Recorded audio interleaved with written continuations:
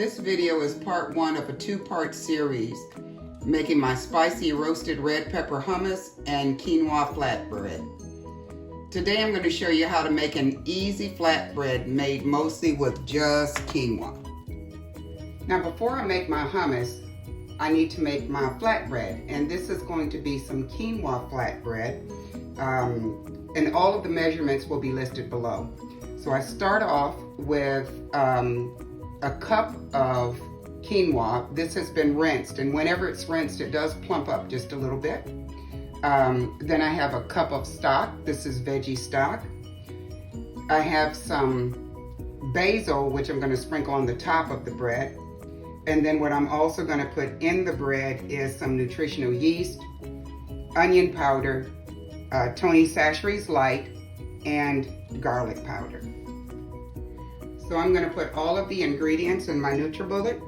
So I've already started with the rinsed quinoa.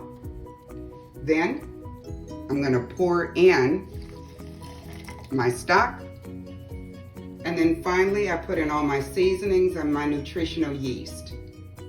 Okay, I put everything in the NutriBullet, and let's turn it on.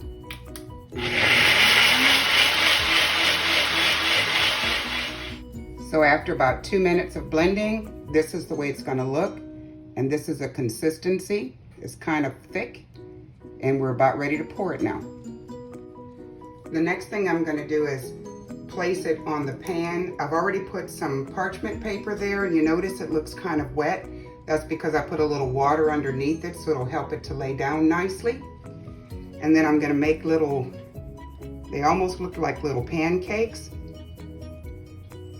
This is kind of thick, but I'm going to spread it around. And usually a cup of quinoa will make 4 of these. Okay. And then I'm going to spread it around. And it's okay if they're not perfect, but these are so delicious. They can be made with, used for sandwiches, or even taco shells. And then finally, I'm going to sprinkle a little basil on the top of them to give them a little extra flavor. And these are going to go in the oven for 15 minutes on 400.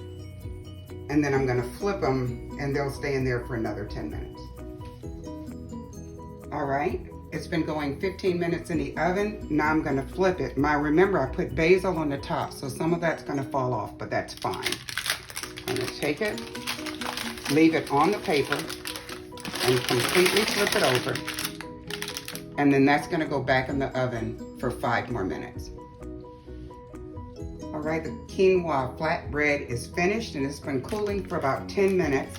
You really need to let it cool before taking it off the parchment paper, but look at how it got nice and brown after I flipped it. And this is how it's supposed to look when it's finished.